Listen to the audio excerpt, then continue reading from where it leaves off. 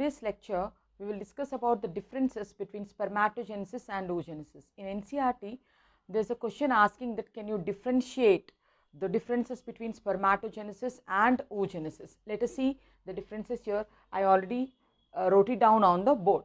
So, spermatogenesis. What is spermatogenesis? It is a process of making sperm, haploid sperms from spermatogonia, sperm mother cells, by doing meiotic division in the testis, is spermatogenesis, right? And what is oogenesis? It's a process of making the female gamete inside the ovary, right?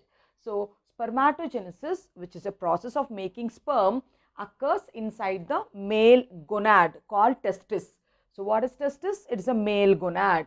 And what is oogenesis? It is a process of making ova in the female gonad called ovaries. Then spermatogenesis, all the stages are completed inside the testis only. Meiosis 1, meiosis 2 are completed inside the testis only.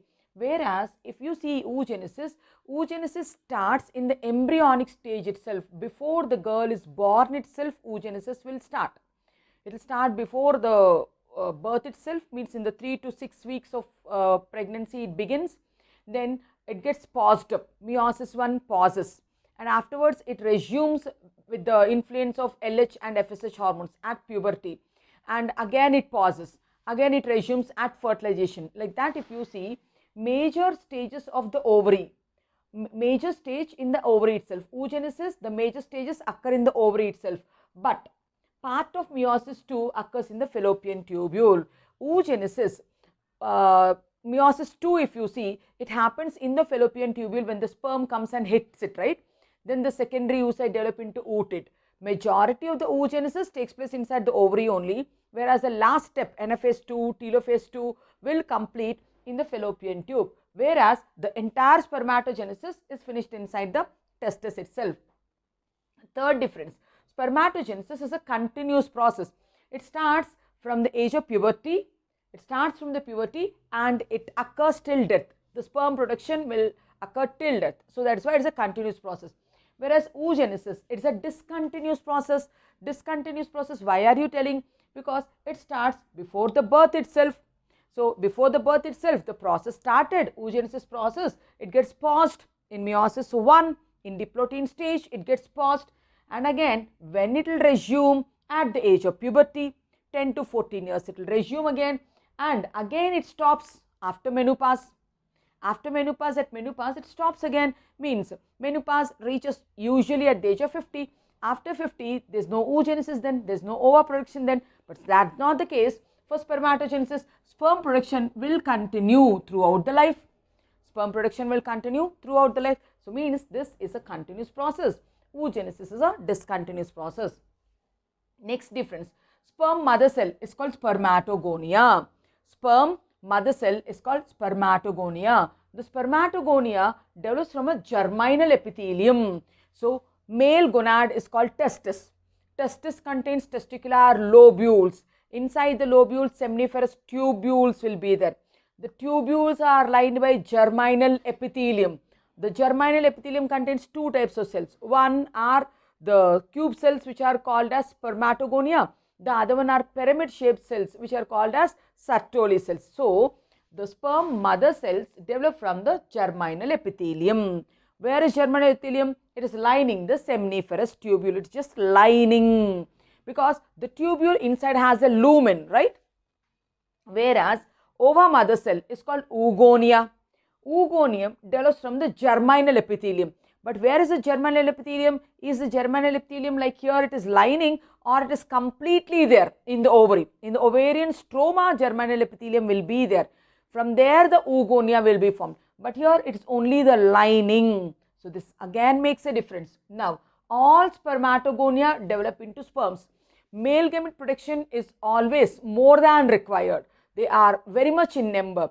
So, that means when you need those many sperms, then the sperm mother cells also should be more. So, that is why all the spermatogonia are developing into functional sperms only. Whereas, reproduction happens inside the female body. That means the young one is nourished in the female body. So, then the mother can nourish only few children, right? So, that is why many oogonia will degenerate before her birth. in the 20 weeks of gestation, 7 million oogonia will be there. But all the 7 million oogonia, if they have to be functional, means every month only one oogonia will develop into one ovum, right? So it's not possible. So that's why what happens? Many oogonia will degenerate. Many oogonia will degenerate. Many oogonia will degenerate. The oogonia or the oocyte which is there inside the follicle is called primary follicle, secondary follicle, Graafian follicle. The follicles are degenerating. So that's why we call it as follicular atresia occurs here. Whereas all the spermatogonia are functional only. They will make sperms. Now next one. Spermatogonia will multiply, will grow, and it will become a primary spermatocyte.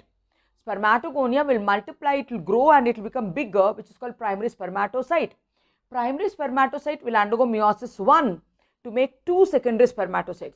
Primary spermatocyte will undergo meiosis 1 to make equal sized secondary spermatocytes. Both the spermatocytes, secondary spermatocytes will be equal in size.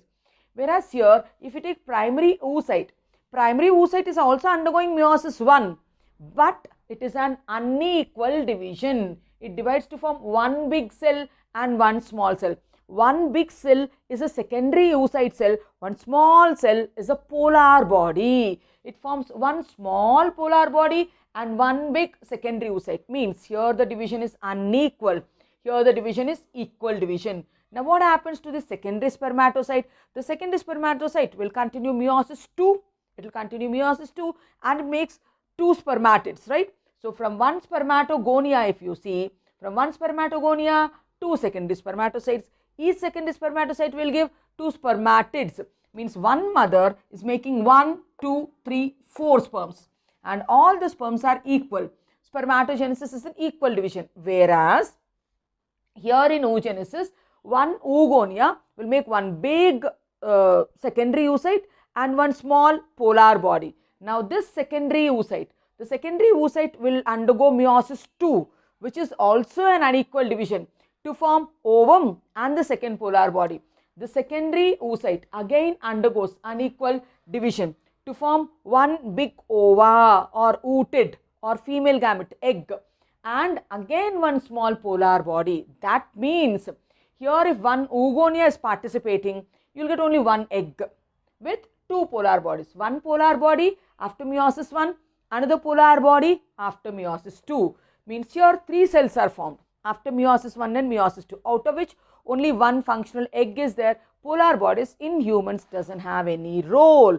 Whereas here in spermatogenesis, from one sperm mother cell, all 4 sperms are formed. Then each spermatid, this is spermatid, each spermatid requires differentiation to form flagella, to gain flagella and to gain its shape. The sperm has to swim. The sperm has to come and hit the egg.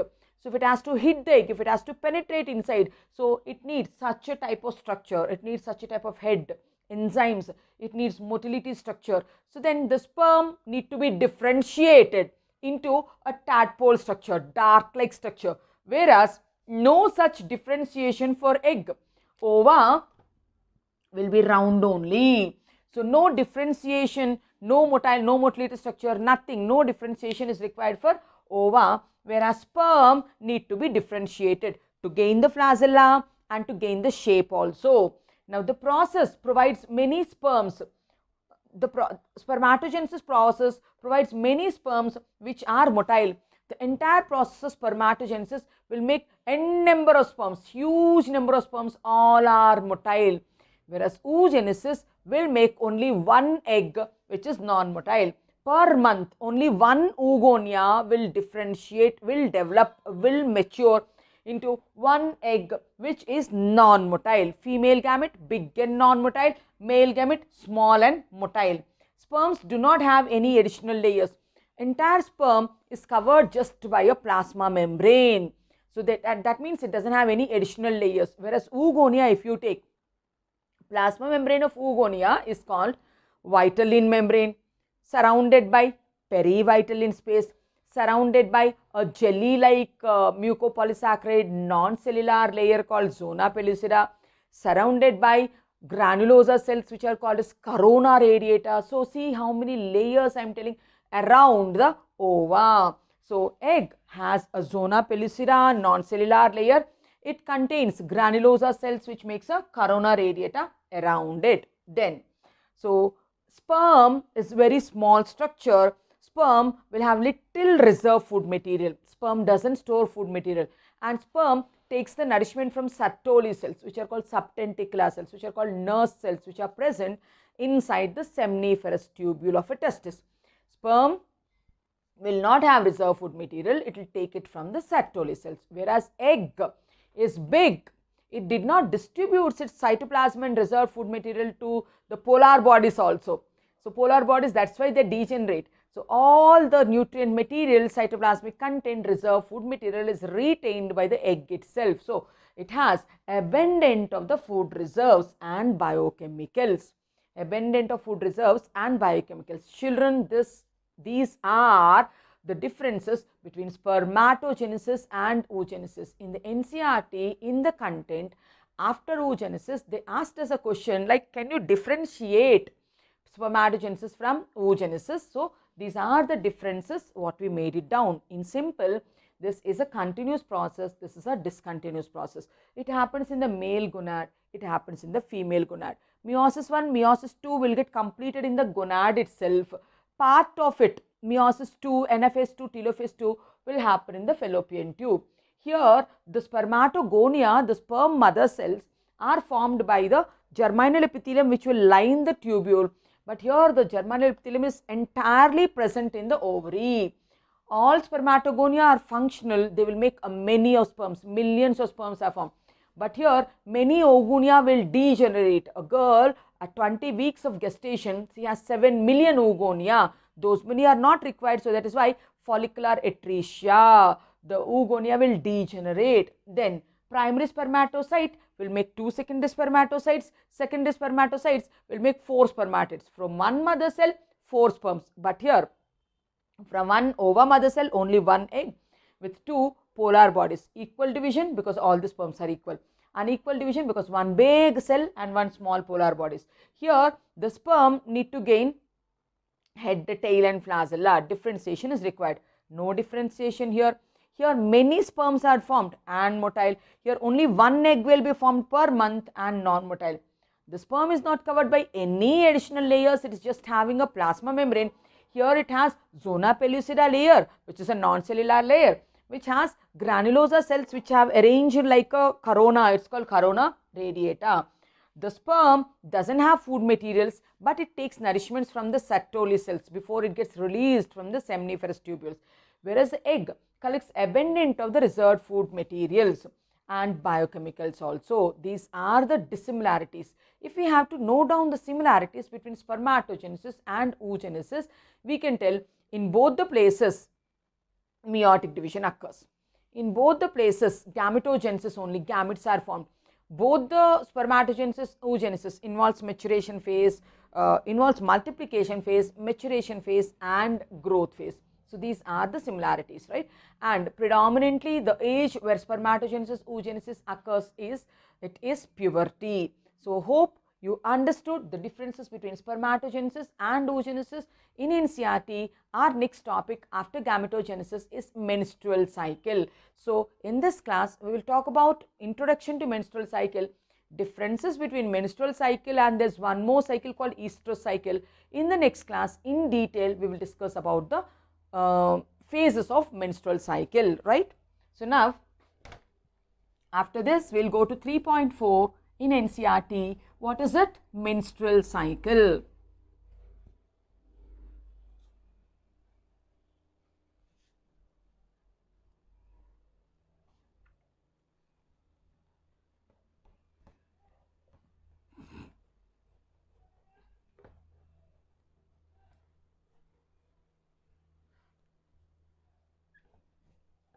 Yes. So, our next topic is 3.4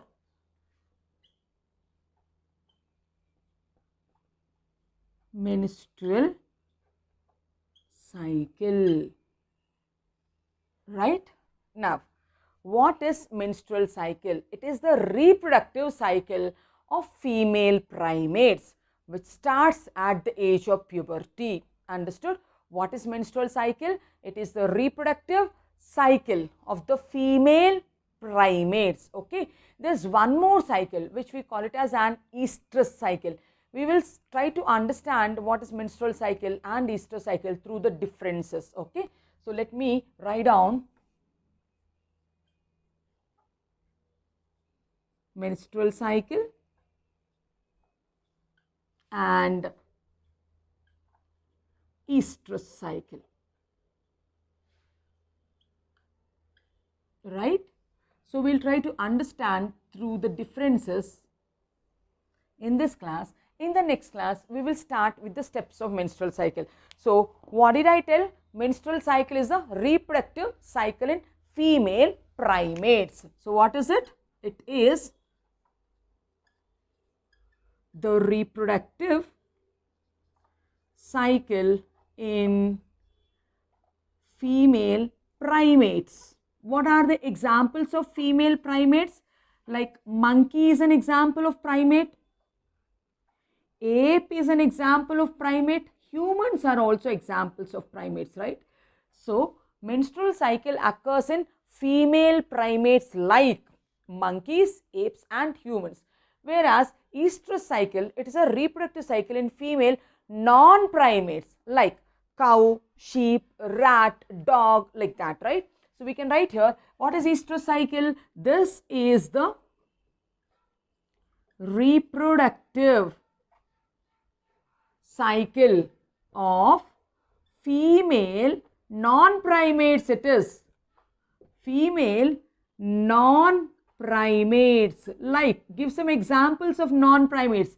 Sheep, cow, then next rat, right? Tiger. So these are some examples of non-primates. So the reproductive cycle in non-primates is estrous cycle. The reproductive cycle in primates is menstrual cycle. Now, what are the stages of the menstrual cycle? Means there are 3 stages in menstrual cycle. The first phase, from day 1 if you start, it goes with the bleeding phase. That's the first phase. Afterwards, the follicles start proliferating. We call it as follicular phase or proliferative phase. The third phase, where the hormone, progesterone hormone starts secreting, is called secretory phase. So how many phases are there in menstrual cycle? 3 phases of menstrual cycle are. What are the 3 phases of menstrual cycle means? So the first phase where bleeding occurs is called as menstrual phase. The second phase where the follicles will proliferate is called as proliferative phase. It is called as proliferative phase. And the third phase where the secretory, where the hormones are secreting, progesterone is secreting, is called as secretory phase. What is the third phase called? Secretory phase. So like that, we will see this in detail in the next class. You will understand it in more detail. So just now remember here that menstrual cycle involves 3 phases. First, bleeding phase or menstrual phase. Then proliferation of follicles, so proliferative phase. Secretion of the hormones, so secretory phase. Whereas estrous cycle involves only 2 phases. Estrous phase and non-estrous phase. So how many phases are there? 2 phases of estrous cycle are. What are the 2 phases? One phase is called estrous phase and the second phase is called non-estrous or anestrous. The second phase is called anestrous phase. First is estrous phase, next one is anestrous phase. Understood? Now, in this estrous phase, hormone levels are high. That sexual heat will be there in the estrous phase. Now, the female permits copulation here under the high levels of hormones. The urge of sex will be there in the estrous phase only. Okay, so we can write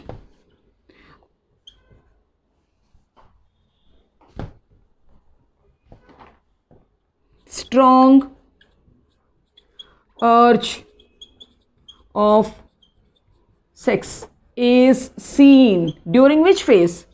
Is seen during this phase only. is seen in estrus phase, right? Whereas here if you see, here in the first phase, menstrual phase, in menstrual phase when bleeding is occurring, so there is no urge or copulation doesn't occur here. So there in the estrus phase, high hormonal production, the strong urge for the sex in this particular phase, copulation occurs here. So we can tell that copulation occurs only during estrus phase. Copulation occurs only during estrus phase, whereas here no copulation during the first phase, menstrual phase. When it is bleeding, there is no copulation. No copulation during menstrual phase. This is an other difference. This occurs in, what did we say? This occurs in female primates like monkeys, apes and humans. This occurs in non-female primates like sheep, cow, goat, rat, dog and all. Now here 3 phases are there, there 2 phases are there. In these 3 phases, the first phase where bleeding is occurring, there is no copulation. But here in the first phase where the hormone levels are high, at that stage only the female will permit the male for copulation. Understood? Now here what happens is, if the copulation doesn't occur or copulation occurred, if the copulation is not leading to fertilization, there is no zygote formation, then what happens? The egg sheds down. Along with the egg, the uterus inner wall is called endometrium. It starts shedding down. So the unfertilized egg and the endometrium sheds here. It is broken down and it is passed out through the vagina. In menstrual cycle, after copulation, if the egg is not fertilized by the sperm, or if it is not fertilized by the sperm, then the unfertilized egg and the inner lining of the uterus, endometrium, will shed off, will be passed off, right? The broken endometrium, is passed off. It comes out. Whereas here in estrous cycle, endometrium will not come out. The endometrium will be reabsorbed by the uterus itself. So there is no shedding of the endometrium. That means there will not be any bleeding here. So we can write the endometrium. What is endometrium? The inner lining of the uterus. Endometrium is reabsorbed. Endometrium is reabsorbed, and because the endometrium is shedding, there is flow of blood. Blood flow occurs. Okay, here there is no wastage of blood, there is no blood flow. During the cycle, there is no blood flow. That we can tell. Then next, if we have to see, in menstrual cycle, the cyclic changes occurs throughout the year, throughout the life, throughout the reproductive period. So then that means which type of breeders are there? Cyclic changes are occurring throughout the year, throughout the months, right? All the months. So we can call them as continuous breeders. The cyclic changes occurs throughout the year. The cyclic changes occur throughout the year. That means they are continuous breeders. Whereas here if you see, depending upon how many cycles will occur, depending upon how many estrous cycles will occur in a year, monoestrous condition will be there, diestrous condition will be there, polyestrous condition will be there. If the animals are having estrus only once in a year, monoestrous. Example for monoestrous is deer. Only once in its year, complete year, it will have that ability to copulate and produce the young ones. Now, biestrous means twice in a year they get the chance of passing through this estrous cycle. Dog is an example. Polyestrous, many times in life it happens. That mouse is an example. So depending on number of cycles, we can call them as monoestrous, biestrous and polyestrous. Monoestrous means one cycle per year. Example, deer. Biestrus means 2 cycles per year. Example here is dog. Polyestrus, many cycles per year. Many cycles per year. Mouse is an example. So with this, we completed the differences between menstrual cycle and estrous cycle. Now, in the next session, we will talk in detail about the next topic, menstrual cycle. Hope the information is educative. Now, if you like the content, like, share and subscribe to my channel. Thank you.